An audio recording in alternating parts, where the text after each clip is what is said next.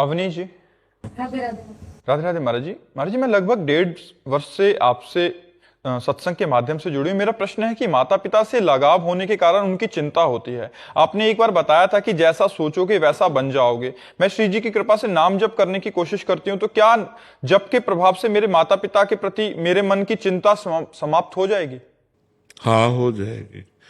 नाम जप निश्चिंत करता है, निर्भय करता है, निशोक करता है। तो खूब नाम जप करो और माता पिता में भगवान की भावना करो कि मेरे माँ के रूप में मेरे प्रभु हैं, मेरे पिता के रूप में मेरे प्रभु हैं। जिसके पास माँ हो, पिता हो, तो बहुत बड़ा आपको अवसर है।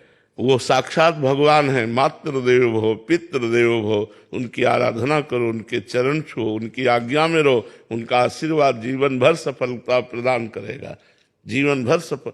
जो अपने माता पिता को मारते हैं, गाली देते हैं, उनकी अवहेलना करते हैं, वो नरकगामी होते हैं। वो पुत्र कहलाने योग्य नहीं। कि जिस माँ ने इतना कष्ट सह करके, आप देखो थोड़ा सा भोजन ज्यादा हो जाए पेट में तो कैसा लगता है।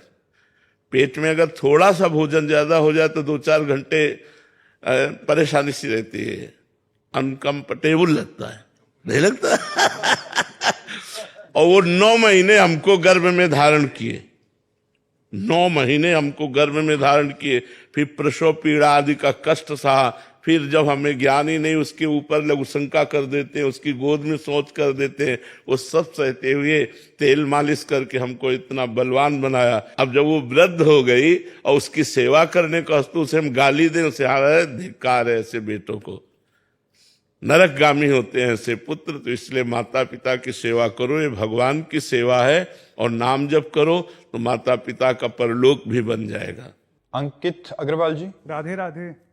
राधे राधे। महाराज जी अनन्यता का वास्तविक अर्थ क्या है महाराज जी? सो अनन्य गति जाके असमति न टरे हनुमंत, मैं सेवक सचराचर रूप स्वामी भगवंत। मैं सेवक हूँ, चराचर जगत मेरे भगवान का स्वरूप है। यही वही अनन्यमति है। मैं सेवक सचराचर रूप स्वामी भगवान। मेरे भगवान के सिवा कोई अन्य है ही नहीं। और उन भगवान का मैं प्रेमी हूं, इसलिए उसे अनन्य प्रेमी कहते हैं। अन्य है ही नहीं कोई। जब तक अन्य है तो अनन्य नहीं। जब अन्य नहीं, असमति न टरे हनुमंत, ऐसी बुद्धि कभी छूटे ना। क्या? मैं सेवक चराचर रूप स्वामी भगवान।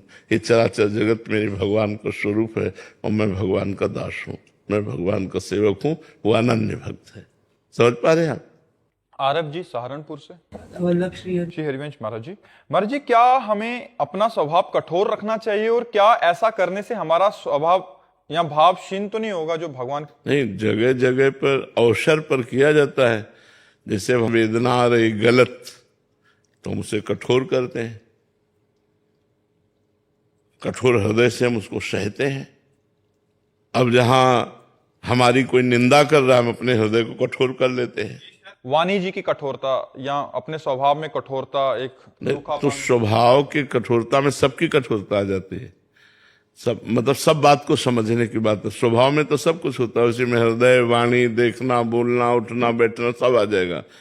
जहां किसी को कष्ट हो रहा है वहां हम द्रवित हो जाते हैं, जहां हमें कष्ट हो रहा है वहां कठोर हो जाते हैं। हमारी कोई निंदा करे उसे हम सह लेते हैं, लेकिन हम किसी की निंदा कभी नहीं कर सकते। हमें कोई दुख दे हम कठोर भाव से सह लेंगे, लेकिन हम किसी को कठोर भाव से दुख दे ऐसा कभी नहीं हो सकता। अपने लिए कठोर, दूसरे के लिए द्रवित। दूसरे से कठोर और अपने लिए द्रवित, ये तो स्वार्थी पुरुष का लक्षण है। परमार्थी का लक्षण अपने लिए कठोर। दूसरे को सर्दी लग रही, अपनी जैकेट उतार के दे दिया। अपने सर्दी सह लेते हैं, उसको नहीं दे। हम उसको ठंडा में कांपते नहीं देख सकते। ये है कठोरता। अपने लिए कठोरता, दूसरे के लिए मृदुता। जो दूसरे के लिए कठोर, अपने लिए मृदु, तो राक्षस है। वो राक्षसी स्वभाव का है। जो दूसरे के लिए तो कठोर व्यवहार करता है और अपने लिए मृदु है, वो राक्षसी स्वभाव का, आसुरी संपत्ति वाला है। जो अपने लिए कठोर और दूसरे के लिए मृदु व्यवहार करता है, वो देवी संपदा वाला है, वो भागवतिक है। समझ पा रहे हैं आप बच्चा? स्वाति जी शिमला से। राधे राधे महाराज जी। महाराज जी, भक्ति ज्ञान को जन्म देती है या ज्ञान भक्ति को? वैसे तो शास्त्र में भक्ति के पुत्र ज्ञान और वैराग्य ऐसा वर्णन हुआ है, पर बिना विवेक के भक्ति भी नहीं होती। और प्रथम भगति संतन कर संगा, तो संतों के संग से ही विवेक का प्रादुर्भाव होता है। बिन सत्संग विवेक ना होई, और विवेक से ही भक्ति का प्रादुर्भाव होता है। क्योंकि समस्त चराचर जगत हमारा स्वामी और हम सेवक, भक्ति का स्वरूप यही है। सो अनन्य गति जाके असमति न टरे हनुमंत, मैं सेवक सचराचर रूप स्वामी भगवंत। हम मैं सेवक हूं, चराचर जगत हमारे भगवान का स्वरूप है। ये जब तक ज्ञान नहीं होगा तो शुद्ध भक्ति नहीं होगी। और जब शुद्ध भक्ति का प्रादुर्भाव होता है तो जब सर्वत्र भगवान है तो यहां भी भगवान है। भेद से शुरू होकर अभेद में स्थित हो जाता है। ब्रह्म नहीं, माया नहीं, नहीं जीव नहीं काल, अपनी हो सुधिना रही, एक रहे हो नंदलाल। वो भगवदाकार वृत्ति को प्राप्त महापुरुष ज्ञान, वैराग्य और प्रेम सबसे युक्त हो जाता है। तो विवेक से भक्ति और भक्ति से शुद्ध आत्मस्वरूप भगवान में प्रेम, अपने स्वरूप का बोध, संसार से वैराग्य, ये निश्चित प्राप्त हो जाता है। शास्त्रों में ऐसा वर्णन है कि भक्ति ही माँ है और ज्ञान वैराग्य उसके पुत्र हैं। आरती सिंह जी वाराणसी से। राधे राधे महाराज जी। महाराज जी, आपके चरणों में दंडवत प्रणाम। महाराज जी, भागवतिक संपत्ति प्राप्त करने का सरल उपाय क्या है महाराज जी? भगवान की शरण में होकर भगवान का निरंतर नाम जप करना। नाम जप में समस्त दैवी संपदा विराजमान है। नाम जप में समस्त ज्ञान विराजमान है। नाम में समस्त ज्ञान विराजमान है। नाम में समस्त दैवी संपदा विराजमान है। नाम में भव रोग हरण करने की संपूर्ण सामर्थ्य विराजमान है। नाम भव समुद्र को सुखाने के लिए प्रबल ज्वालामयी है। नाम से बढ़कर के और कोई ऐसा साधन नहीं जिसके द्वारा हम पूर्ण दैवी संपदा को प्राप्त कर सके। इसलिए परम पवित्र, परम मंगल, मंगल को भी मंगल प्रदान करने वाला, वरदान देने वालों को भी वरदान देने की सामर्थ्य रखने वाला ये नाम है। ब्रह्म राम ते नाम बड़ वरदायक वरदान। इसलिए जो नाम जप करता है उसमें समस्त दैवी संपदा जागृत हो जाती है। वो काम, क्रोध, लोभ, मोह, मद, मत्सर, इनको धीरे धीरे परास्त कर देता है। जितना भगवान के नाम का अधिक से अधिक जप होगा उतना ही लौकिक और पारलौकिक दोनों संपत्ति प्राप्त हो जाएगी। यही परलोक सकल सुख पावत, मेरी सो भैया कृष्ण गुण संचु। यही लोक में और परलोक में दोनों जगह अगर आनंद प्राप्त करना है तो भगवान के नाम, लीला, गुण, इनका गायन, इनका श्रवण, इनका मनन करे। राम नाम मणि दीप धर, जीह देहरी द्वार, तुलसी भीतर और बाहरो जो चाह सुजियार। यदि बाहर भी आनंद और अंदर भी ज्ञान आनंद तो नाम जप करो, नाम से सब कुछ प्राप्त हो जाएगा। विशाल जी अलीगढ़ से। राधे राधे महाराज जी। महाराज जी, निराकार की अनुभूति कैसे होगी? साकार की उपासना करने से। साकार गुरुदेव भगवान के चरणारविंद का आश्रय लेकर जब उनकी हम उपासना करते हैं तो गुरुदेव का जो स्वरूप है, प्रगट रूप बपू साकार है और अंतर में वो निराकार विराजमान है, वही हमारा स्वरूप है। जब हम प्रगट गुरुदेव की आराधना करते हैं, ब्रह्मबोध संपन्न महापुरुष की आराधना करते हैं, तो उनके द्वारा बताई हुई उपासना पद्धति से, इन आकारों के त्याग से जो तत्व का अनुभव होता है वही निराकार है।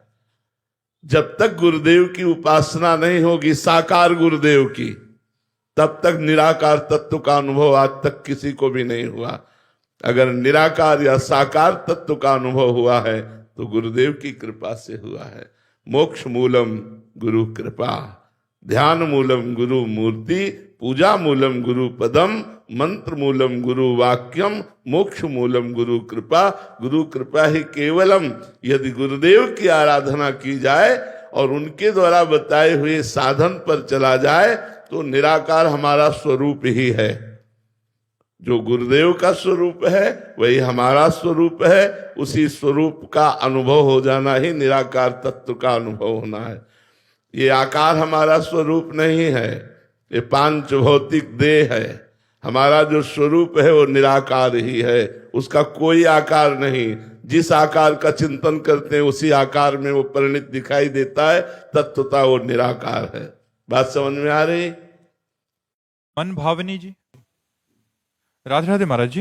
महाराज जी, आपके सत्संग से अब बुद्धि सतमार्ग को पहचानने लगी है, पर मन उस मार्ग पर स्थिर नहीं हो पा रहा है। गुरुदेव, ये मन और बुद्धि का संघर्ष कब तक चलेगा? अब मैं आपके बताए हुए मार्ग पर चलना चाहती हूँ। जब तक भगवत साक्षात्कार नहीं हो जाता तब तक ये महाभारत चलेगा। पर विजय उसी की होगी जो कृष्ण को सारथी बना लिया है। ये महाभारत है, साधारण युद्ध नहीं है। अगर इधर हम भगवत मार्ग के सद्गुणों का आश्रय लेते हैं तो दुर्गुण भी बहुत बलवान है और बहुत लंबी लड़ाई है। जो लड़े हैं उनको पता है ये कोई वर्ष 2 वर्ष या माला 2 माला से विजय प्राप्त होने वाली नहीं है।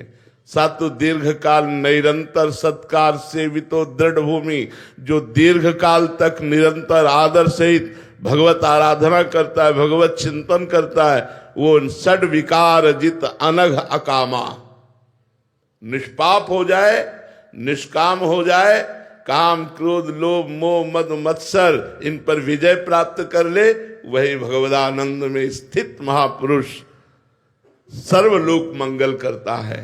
इसलिए ये छोटी मोटी लड़ाई नहीं है, ये बहुत बड़ी लड़ाई है और अंतर की लड़ाई है। मन जहां जहां चंचल होकर जाए वहां वहां भगवान को दिखाने की चेष्टा कीजिए कि इस वस्तु व्यक्ति स्थान के रूप में भगवान ही स्वयं बने हुए हैं।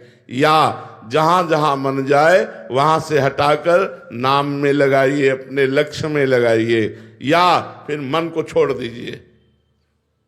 जा, मेरे बिना तू कुछ कर ही नहीं सकता, मैं स्वीकृति ही नहीं देता, जा तू जहां जाना है। तो जैसे समुद्र में जल जहाज का पक्षी उड़ करके जाएगा कहाँ, बैठना तो उसे जहाज में ही पड़ेगा, ऐसे वो मन आपका आश्रय लेगा। तो इसलिए मन को विविध प्रकार के अभ्यास के द्वारा परमात्मा में दृढ़ करना चाहिए, और ये अभ्यास बहुत काल तक किया जाए तब दृढ़ भूमि, तब वो चंचलता त्याग करके भगवान के रस में डूबने लगता है, भगवद रस में डूबने लगता है। ब्रह्मानंद, ज्ञानानंद, भगवदानंद, जो विज्ञानानंद, ये सब नाम दिए गए हैं, वो उसी परमात्मा रस के हैं, उसी रस में डूबने लगता है। फिर मन चंचल नहीं होता। जब तक भगवत साक्षात्कार नहीं होता तब तक ये लड़ाई चलती रहेगी, और इस लड़ाई में सहयोगी सत्संग है। साधन को हरि भजन है, कै सत्संग सहाय। साधना मुख्य भजन है और सहायक सत्संग है। अगर साधु संग मिलता रहा तो लड़ाई में विजय प्राप्त कर जाओगे। अगर साधु संग नहीं मिला तो उत्साहहीन होकर हम हार जाएंगे, क्योंकि बहुत बड़े बलवान हैं। भगवान शंकर की भी समाधि को भंग करने की सामर्थ्य रखता है काम। हम लोग तो जीव हैं, वो शिव हैं। जब शिव समाधि को भंग कर सकता है तो हमारी सामर्थ्य क्या है? इसलिए निरंतर नाम जप करते हुए भगवान की शरण में रहा जाए तो मामेवे प्रपद्यन्ते माया